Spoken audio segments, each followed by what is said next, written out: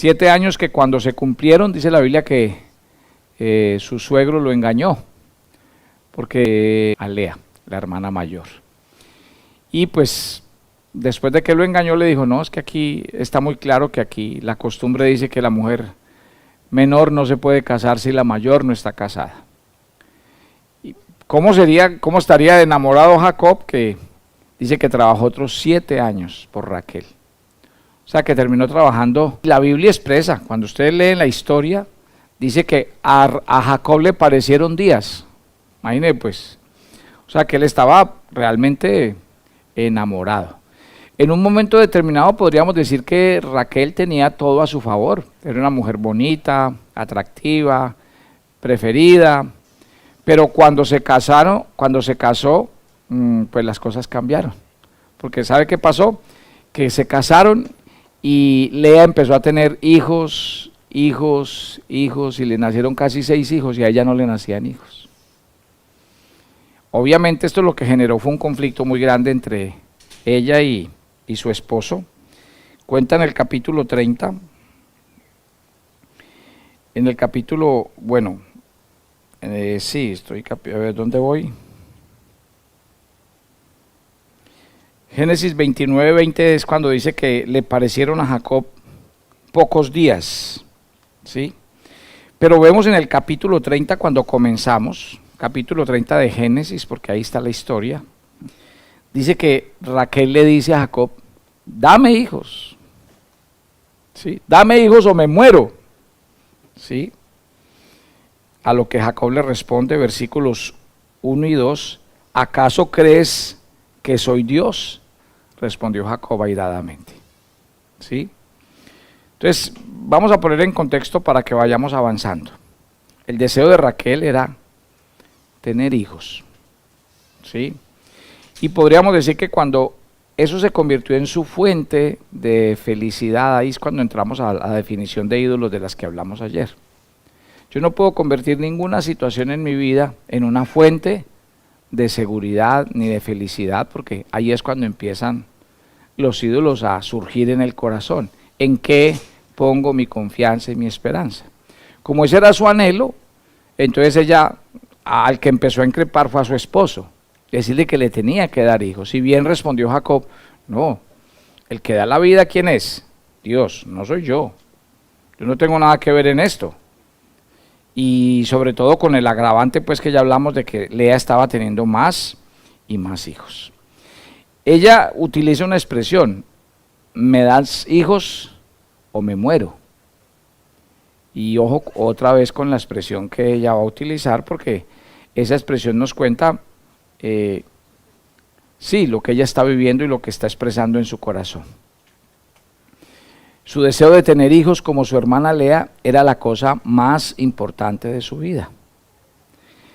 Temía tener que tomar medidas para proteger su posición. Creía que los dioses de su padre de alguna manera la iban a bendecir. Entonces lo que hace Raquel, en el camino lo vamos a notar, dice que cuando ella llega a un momento determinado donde Jacob dice, bueno, vamos a regresarnos, ¿qué hizo Raquel?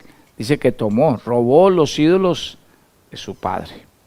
¿Y por qué roba los ídolos de su padre? Porque la tradición así lo decía. La tradición era que su papá pues adoraba ídolos y ella vio toda la vida como su papá tenía ídolos. Entonces ella dijo, voy a empezar una nueva etapa de mi vida, me voy a ir lejos de mi casa, no va a estar mi padre conmigo. Entonces a lo que echa mano es a tomar los ídolos de su papá. Y esto es interesante porque vamos a ver que en la medida en que se desarrolla la historia vamos a ver cuál es el trasfondo que hay aquí. Mire, ella creía que los dioses de su padre de alguna manera le iban a traer bendición, así que se los llevó. Ella necesitaba, y aquí viene el concepto que a mí me gusta de lo que quiero compartir con ustedes, hablando de los ídolos caseros. ¿Por qué ídolos caseros? Porque a veces vivimos nosotros de tradiciones, de cosas. Yo a los matrimonios cuando se casan les digo que a nosotros el concepto bíblico hay 3 cosas que pasan en Génesis 2:24 cuando se establece el matrimonio. Hay 3 cosas. El matrimonio según Génesis 24 tiene 3 verbos. Dice, dejará el hombre a su padre y a su madre, se unirá a su mujer y serán una sola carne. El matrimonio tiene 3 pasos. Primero, dejar.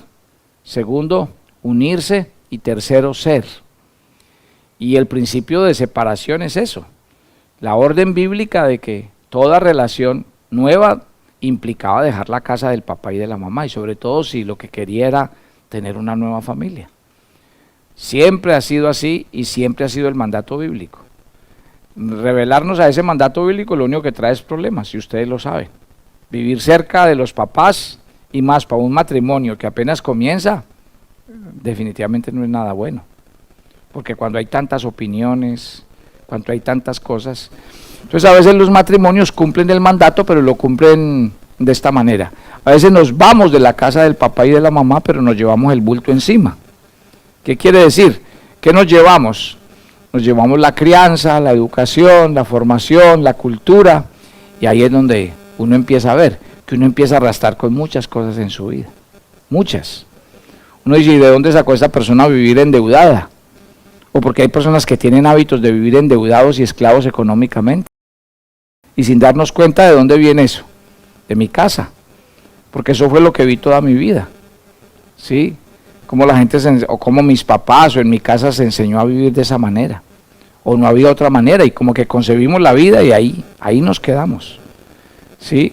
A veces lo que les decía ahorita en el punto anterior, cuando uno ve cierto tipo de crianzas y cierta formación, porque hay mujeres que llegan como predispuestas al matrimonio, porque llegan diciendo, conmigo no van a ser como hicieron con mi mamá. ¿Sí? Entonces a veces llegan armadas, ¿sí? O lo que hablábamos de los hombres ahorita, situaciones personales con sus padres, de abandono, de maltrato, de ausencia, los llevan a que a veces interioricen muchas cosas y cuando empieza una nueva relación, entonces les queda muy difícil. Es exactamente la historia que estamos viendo aquí. Raquel se roba los ídolos de su padre. Claro, él se va inmediatamente después de ellos. Jacob no estaba enterado de la situación. Entonces cuando su suegro llega le dice, se robaron mis ídolos y no encuentro la razón por la que han hecho. Jacob le dice que él no está enterado del asunto y luego se da cuenta que efectivamente eso pasó. Y uno se pregunta, a ver, póngale sentido a esto, porque vamos a hablar otra vez de la racionalidad o la irracionalidad de los ídolos. Pensar en un ídolo casero, ¿qué pensarían ustedes de un Dios? Porque es que estamos hablando, Dios no comparte su gloria con nadie. Y entonces a veces el problema de lo humano es eso, que una vez hasta cuenta el testimonio, pero el testimonio termina volviéndose que si no hubiera sido porque yo, porque sí, porque yo, porque... Y Dios lo que quiere es que nosotros terminemos diciéndole, Señor, porque solos no podemos y tampoco queremos. Así de sencillo. Entonces, vayamos definiendo en nuestras vidas, y a mí me gustaría que nosotros como que hiciéramos un ejercicio, lo vamos a hacer ahorita mientras oramos en la noche, y el ejercicio es ese, el ejercicio es, piensen en su vida las cosas que a lo largo del camino se han convertido como en eso. ¿Qué cosas idealizamos? ¿Qué situaciones pensamos? Porque déjeme decirle, no hay ninguna situación en la vida que nos pueda generar eso. Tal vez uno lo piensa. Por ejemplo, el que tiene deudas, ¿cuál es su expresión? Si yo saliera de todas mis deudas, sería feliz. Ustedes saben que no es así. Ese es el problema del hombre, creer que las situaciones van dizque a, ¿cómo se llama? A cambiar o a mejorar mi vida. No pasa. No pasa porque el que no tiene esto y alcanza dice, bueno, entonces me falta una cosita más y me falta una cosita más y empezamos de aquí para allá y realmente no pasa absolutamente nada porque el corazón del hombre está ahí. Hay un texto que quisiera traer a colación aquí porque... ¿Hasta qué hora fue que me dijo Mao? Sí, 30, ¿cierto? Muy bien. El texto de Deuteronomio 4, no lo quiero dejar pasar porque la verdad lo veo muy interesante. Creo que desde el 12, si no estoy mal. Si alguien me lo busca, se lo agradezco.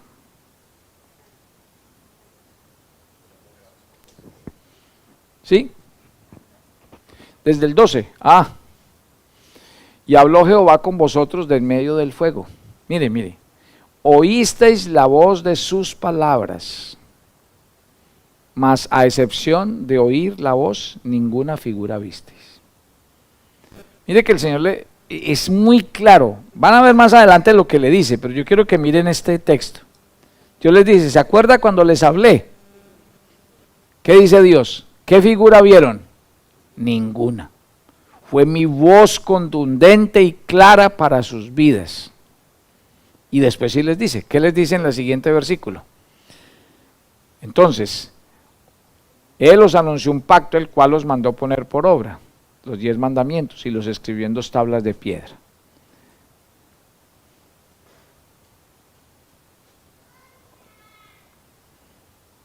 ¿Siga? Eso. Guardad pues mucho vuestras almas, pues ninguna figura visteis el día que Jehová habló con vosotros en medio del fuego. ¿Sí? Siguiente.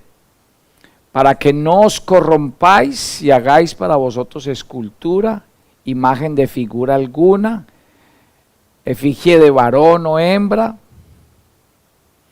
figura de animal, alguno que está en la tierra, figura alada que vuele por el aire, figura de ningún animal que se arrastra sobre la tierra, figura de pez alguno que haya en el agua debajo de la tierra. No sea que alces tus ojos al cielo, viendo el sol, la luna, las estrellas y todo el ejército del cielo, seas impulsado, te inclines a ellos y les sirvas, porque Jehová tu Dios los ha concedido a todos los pueblos debajo de todos los cielos. ¿Sí ven? O sea, claro y contundente, claro y contundente. El camino en el que Dios quiere que nos movamos siempre con Él es un camino de fe, siempre. Nuestros ojos, nuestra fe no es una fe por vista, nuestra fe es una fe que cree en lo que ve espiritualmente. No vivimos por vista, vivimos por fe. Esa voz debía ser suficientemente clara para Israel y no tenía que haber absolutamente nada que reemplazara esa voz en el pueblo de Dios. Vamos a otro punto. Porque si yo, bueno, mañana tengo uno más o no tengo uno más mañana, en lo que habíamos coordinado para mañana. ¿Tengo un tiempo más?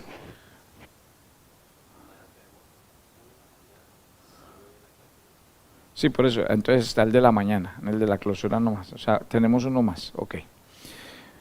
Quiero por favor que me acompañen a Lucas, versículos 38 hasta el 42. Es interesante, pero las veces que aparece Marta en la Biblia aparece haciendo cosas, y las veces que aparece María en la Biblia aparece arrodillada delante de Dios. Parece ser como una constante. ¿Sí? Este pasaje es muy conocido por todos ustedes. Todos conocen este pasaje. Y quisiera que hoy, a la luz del tema de la idolatría, miremos sobre todo en el contexto de nuestra habilidad. Porque es que a veces es muy difícil con personas jóvenes, inteligentes, que tienen tantos recursos a la mano como ustedes. Es muy difícil que a veces el corazón realmente confíe plenamente en Dios y aprendamos a depender de Dios. A veces es muy difícil, porque hay mucha humanidad en nosotros y estamos llenos de recursos. Entonces lo que menos queremos a veces es esperar. Lo que menos creemos en este tiempo es que... Entonces vienen dos historias. Bueno, dice la Biblia que el Señor Jesús viene a la casa de Marta y María. Se dice que Jesús era muy cercano, lo vamos a ver por la muerte de Lázaro, lo vamos a ver por un pasaje que les voy a compartir, si no es ahorita en la noche, cuando hable de la idolatría del dinero, del dios Mamón, que le tuve que hacer la aclaración a Mauricio, que el Mamón no soy yo, sino el dios Mamón.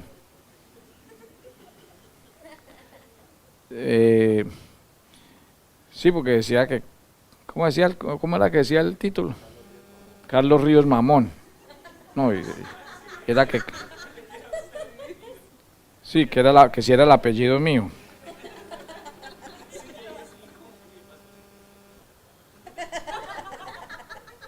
Mamón es el dios dinero. Sí. Entonces de ese vamos a hablar. Sí, de ese vamos a hablar. Si no ahorita, mañana. Pero póngale pues cuidado. Jesús era muy cercano a la casa de esta familia.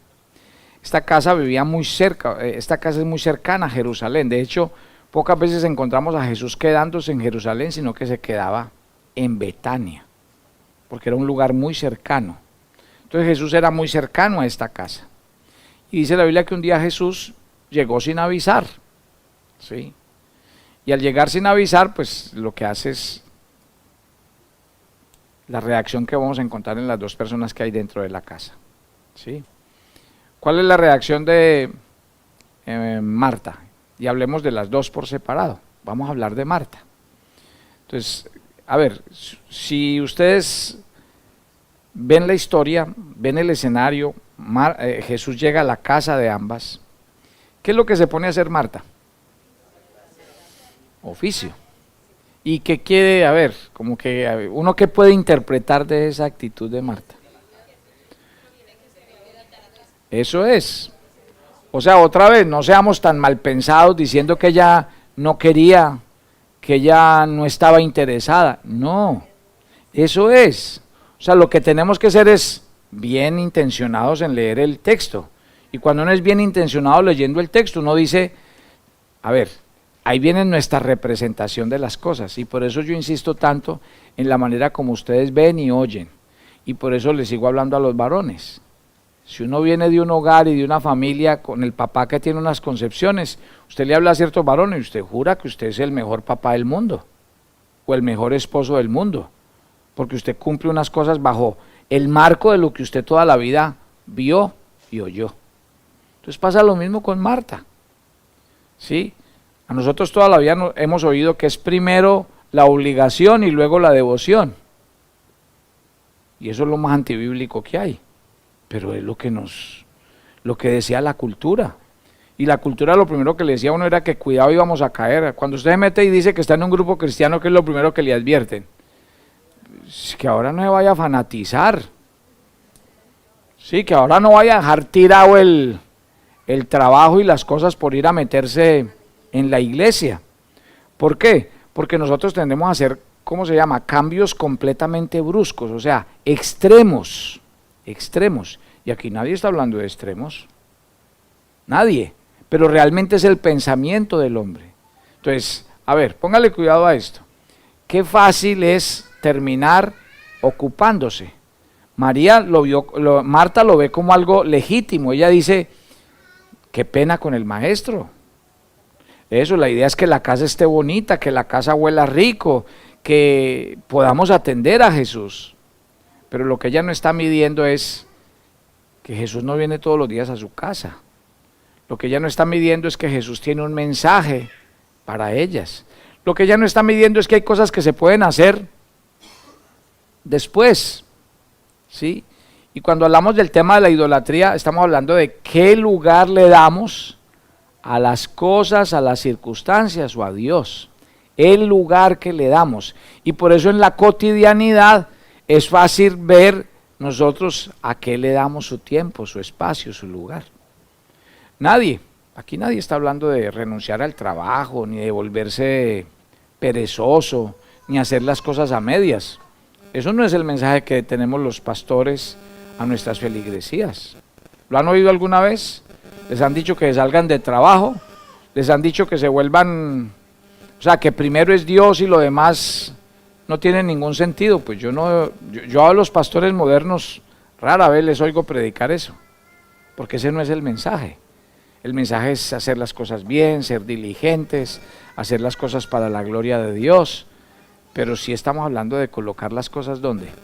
En su sitio y en su lugar.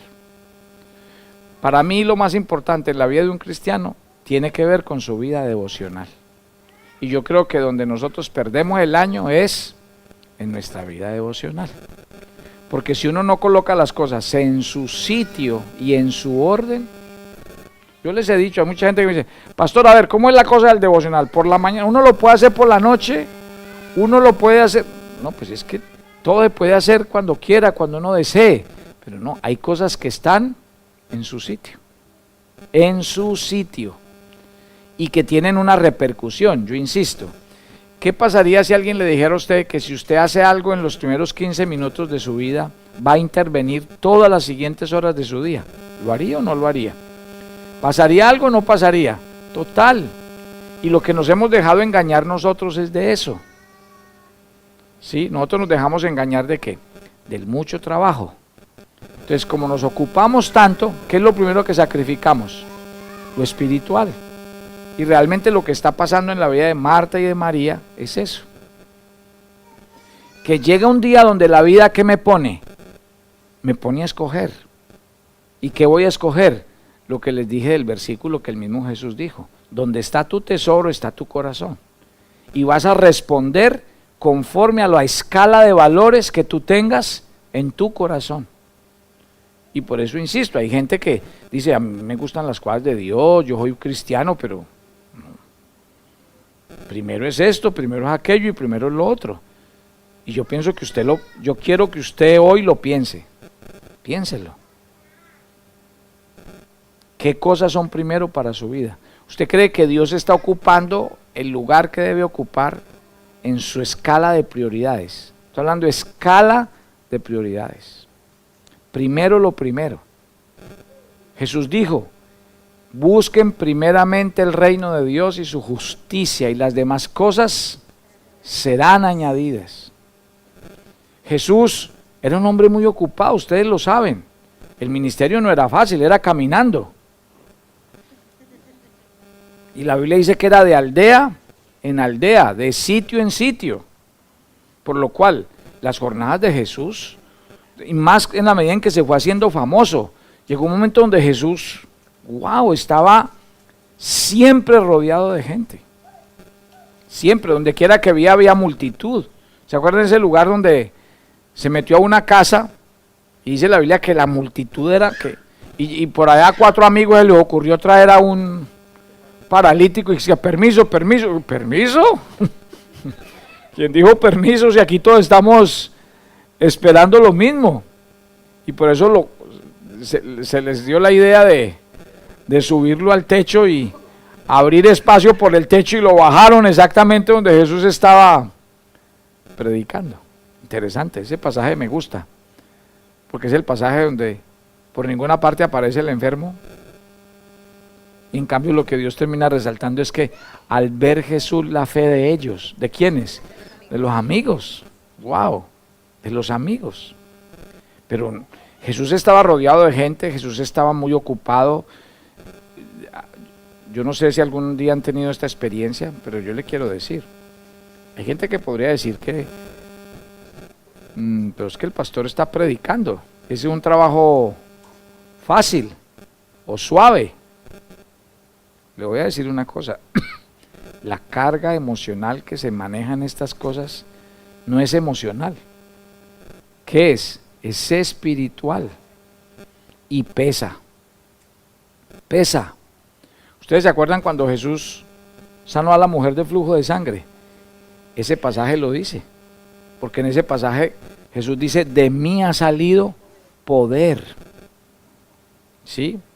Es como una descarga. Y usted sabe qué significa para un pastor pararse a oír un problema, otro problema, una situación y la otra. Lo que Jetro le dijo a Moisés.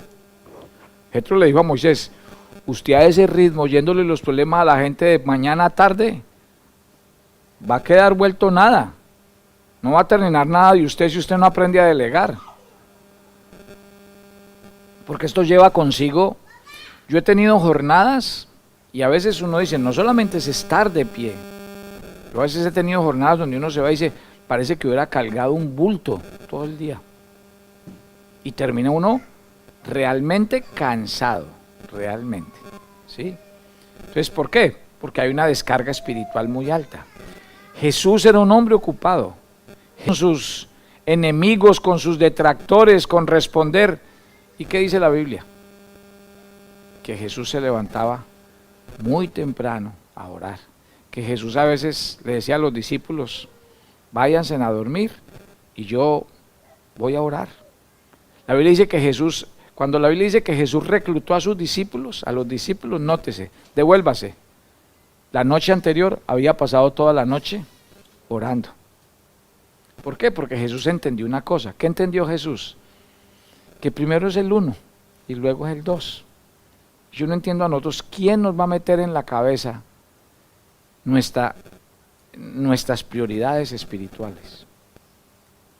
Y más, otra vez, les estoy hablando a ustedes que son jóvenes, que tienen fuerzas, que tienen agilidad mental. Acuérdense que el famoso problema de Jacob, ¿cuál fue? Ese. ¿Por qué Jacob, cuando se encuentra con el ángel le dice, ¿qué quiere? Dijo, no quiero ser más Jacob. Jacob desde que nació ya, sí, parecía, la mente de Jacob iba y volaba. ¿Se acuerda con Labán? Vea, le voy a dar tales ovejas. Pues allá se inventó un método para que las ovejas, cuando estuvieran pariendo, allá vieran algo y nacieran manchadas, rayadas. Es que el hombre era una abeja, vea. Pero llegó un día donde él entendió, esto de ser abeja no me sirve, esto es lo peor que me puede pasar, que siempre se me vengan cosas a la cabeza, no quiero ser Jacob, no quiero, estoy cansado, porque este método humano todo el tiempo me carga, y así es, usted no ve todas las piruetas que hace, y a pesar de que tiene todo y su encuentro con Dios, dicen que el encuentro que Jacob tiene con el ángel es fuerte, y dice que lo que pasa aquí, un médico explicaba y decía, esta es la parte del cuerpo humano más fuerte que puede hablar. ¿Por qué? Porque es la parte donde están todos los tendones y los músculos, y donde le da el ángel a Jacob es ahí, y por eso dice que Jacob toda la vida rengueó a partir de ese día, y usó bastón, para que Dios le recordara siempre que en quién se tenía que apoyar, ¿sí? Y por eso Dios lo llamó Israel. Pero usted lo ve, y a pesar de que está haciendo, cuando se va a encontrar con Esaú, ahí mismo, no, hagamos una cosa, vamos a dividir el grupo en 2. Claro, ustedes saben que Esaú lo había sentenciado. Y cuando vean, entonces cogió a los hijos, cuando vean al tío le dicen, hola tío, saludos de mi papá. Ese mandó el grupo por delante. O sea, la habilidad y la capacidad de Jacob, pero vuelve y juega. Jacob dice, no quiero porque yo no quiero vivir en mi humana sabiduría, en mi humana fuerza. Mire, las dos historias, entiéndanme, yo creo que cuando Dios permite estas historias en la Biblia es para que mediten. ¿Por qué el ejercicio que estoy haciendo en el devocional con el Salmo 119? Eso es lo más repetitivo del mundo. Es que eso se trata. De que nosotros entendamos que a la Biblia lo que hay que sentarse es a eso.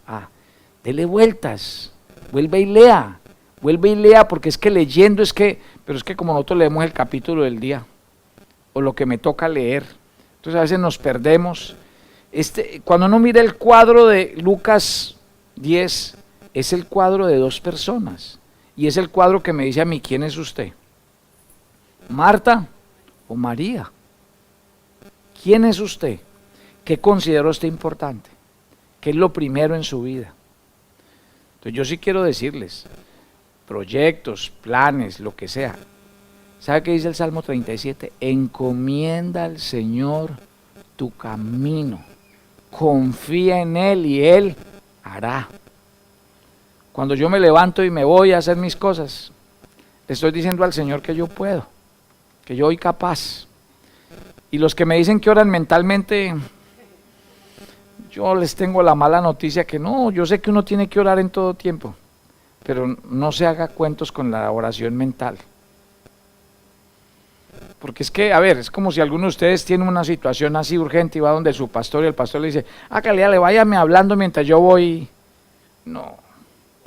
Sí, mientras yo limpio, mientras manejo. Usted le va a decir, no, a ver, mi problema es, necesito que se siente, que me escuche. Lo mismo que le estamos diciendo, toma ahí que yo voy ahí orando, Señor, qué día tan bonito, tú eres lo primero en mi vida, te amo. Pura paja. ¿Cuál primero si no tuviste ni siquiera el tiempo de sentarte? Porque yo siempre que explico tiempo devocional, defina el tiempo devocional, defínalo. Apartar un tiempo para estar en la presencia de Dios. ¿Y qué es apartar? Qué pena. Es que esos 15, 20 minutos son para lo que usted está haciendo, no es para otras cosas. Entonces, mire y verá que termina afectando eso. Y vuelvan a la lógica. Ustedes no lo hacen porque no odian a Dios o no les gustan las cosas de Dios. ¿Por qué no lo hacemos? Porque estamos cansados, porque no nos rinde el tiempo. Y eso no es así. No es así. Que si voy a la iglesia cada 8 días, que es que se me presentan cosas. No se diga mentiras. A uno no se le presentan cosas. Uno va a lo que quiere ir. Uno le saca tiempo a lo que uno considera importante hacer. Entonces no fue que a usted le llegó, no. Vea, hay señoras en la iglesia que eran de este tamaño. Vea, pastor, llegó mi hijo que hace tanto tiempo no lo veía, pero como era mi reunión, yo le dije, mi hijo, está la comidita, lo que quiere. Yo me voy para mi reunión y ahorita vuelvo. Así es. Así es. ¿Por qué? Porque llega un punto donde uno sabe, es las cosas en su sitio. ¿Qué me gusta de los judíos? Vaya, haga negocios con un judío. Haga negocios con un judío. Los judíos no manejan negocios de 2 pesos. Eso no es de 2 pesos, eso es... Pero si usted hace negocios con un judío, ¿qué es lo primero que usted sabe? ¿Qué es lo primero que usted sabe? Pues que un viernes en la tarde lo perdió. Ya. Y eso no es que mire, que es que... Mire que qué. El teléfono está apagado. Y el negocio tiene que esperar. ¿Sí ven? Yo soy el dueño del negocio. Yo tengo algo muy claro. Esto no se negocia con nadie. Y si usted me quiere a mí, me espera. Vaya, dígale a un cristiano. No, es que es una horita de trabajo. Y empezamos. Es que $40 son $40. Es que a mi chicate, por eso es que vamos así, por mis chicatos, por mi chicatearle a Dios $10, $15, entonces, ¿qué termina valiendo Dios? Eso termina valiendo Dios. ¿Se acuerdan de Esaú? A mí me gusta mucho la historia de Esaú cuando él, alguien me podría decir, pero es que eso ya estaba cantado por Dios, como quiera, pero la actitud de Esaú es la que revela muchas veces la actitud del hombre. Eso de terminar vendiendo la primogenitura por un plato de lentejas, es que es la primogenitura, pero Hebreos no lo explica. Hebreos cuando habla de Esaú dice, y queriendo recuperar su primogenitura, no la alcanzó ni con lágrimas, no se la devolvieron ni con lágrimas, no hubo nada que hacer, la menospreció en su corazón.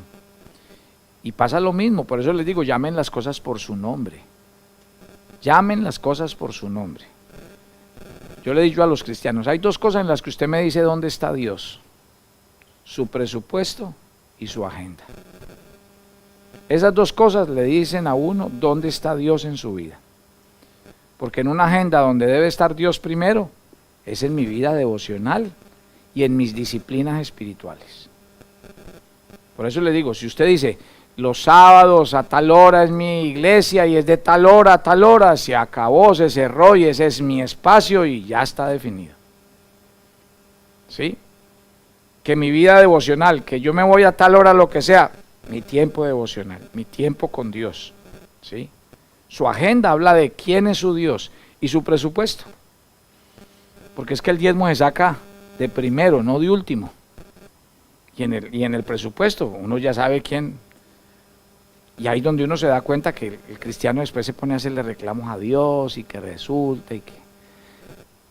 El Señor cuando confronta a Marta le dice, Marta, Marta, turbada, afanada, cansada estás, con muchas cosas que hacer, y le dice, solamente una cosa es necesaria.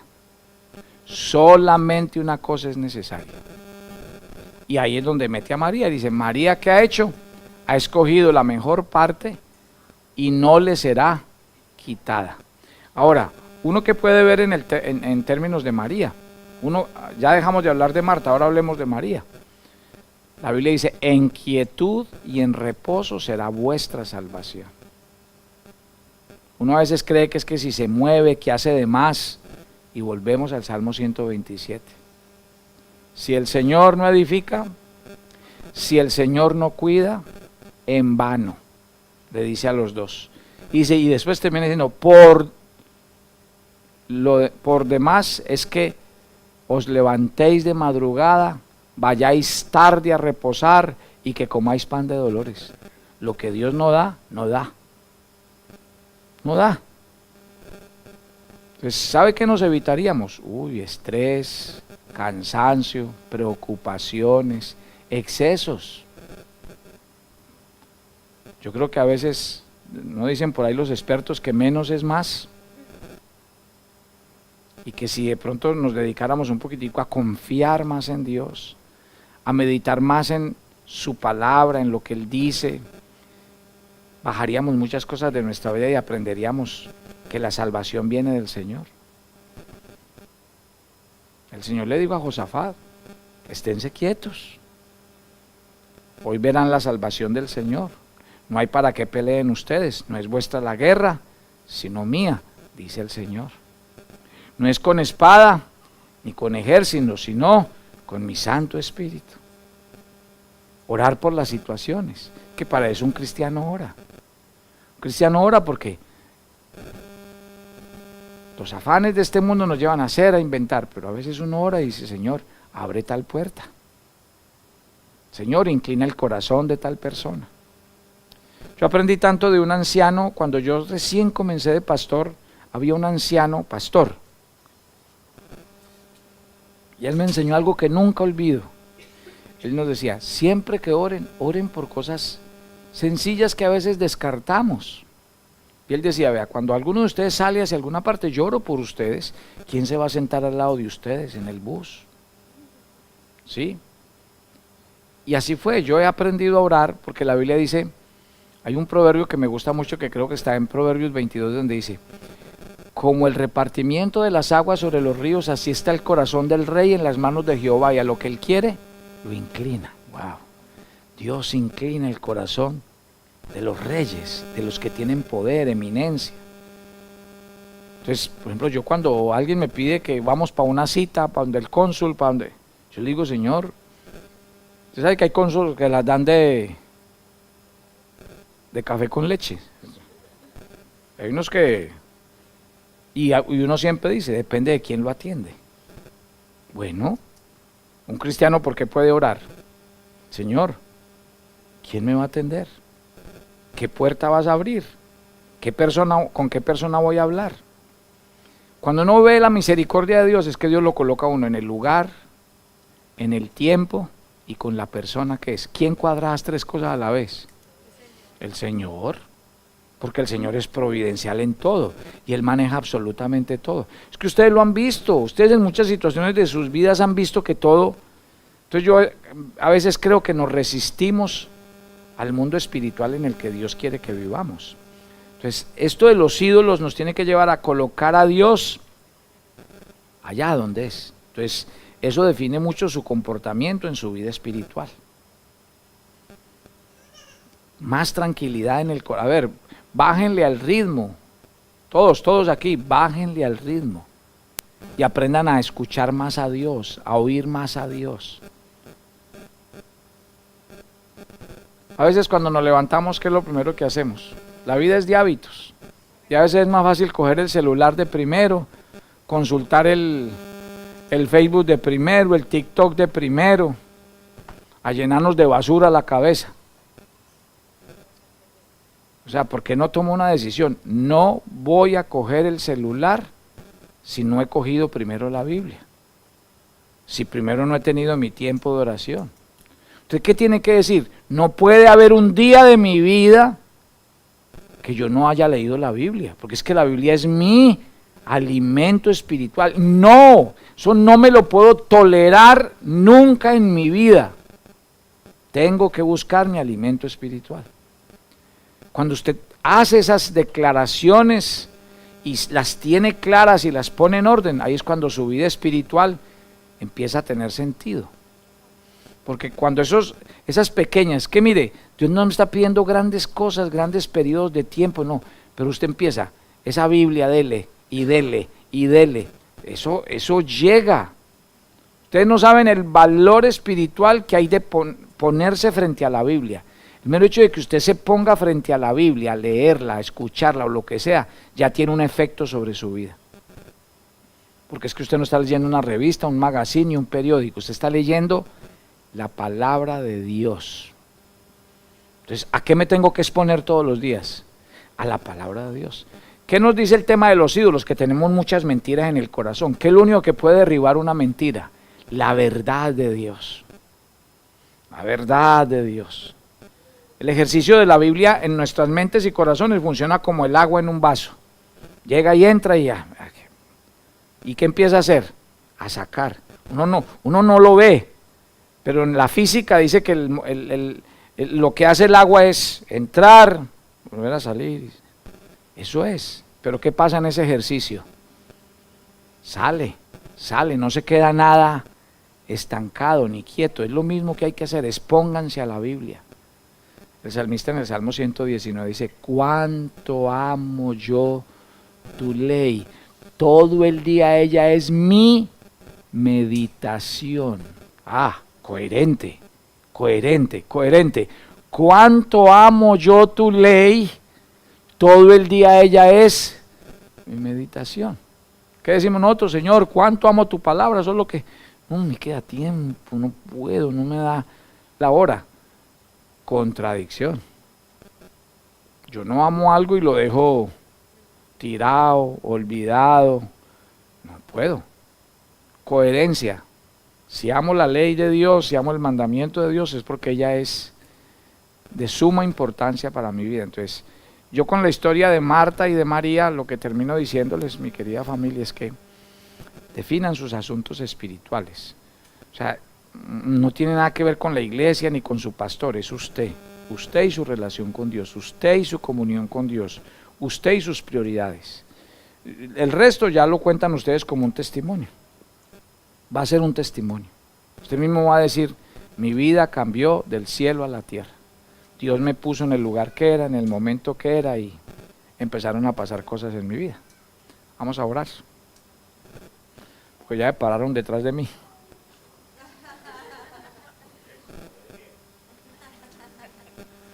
Padre, doy gracias y bendigo tu nombre. Yo quiero que prepares el corazón de todos porque ya después de escuchar lo que hemos escuchado de idolatría, pues tenemos que llegar a la conclusión primero de identificar los Isaac que hay en nuestro corazón. Personas, circunstancias, eventos o situaciones que yo creo que me van a hacer más feliz, que me van a completar, que me van a llenar. Cuando la Biblia dice que yo estoy completo en ti, que tú eres la cabeza de todo lo que yo soy, Señor, y que mi vida solamente debe encontrar complacencia en tu voluntad. Por eso tus discípulos te dijeron, ¿a dónde iremos?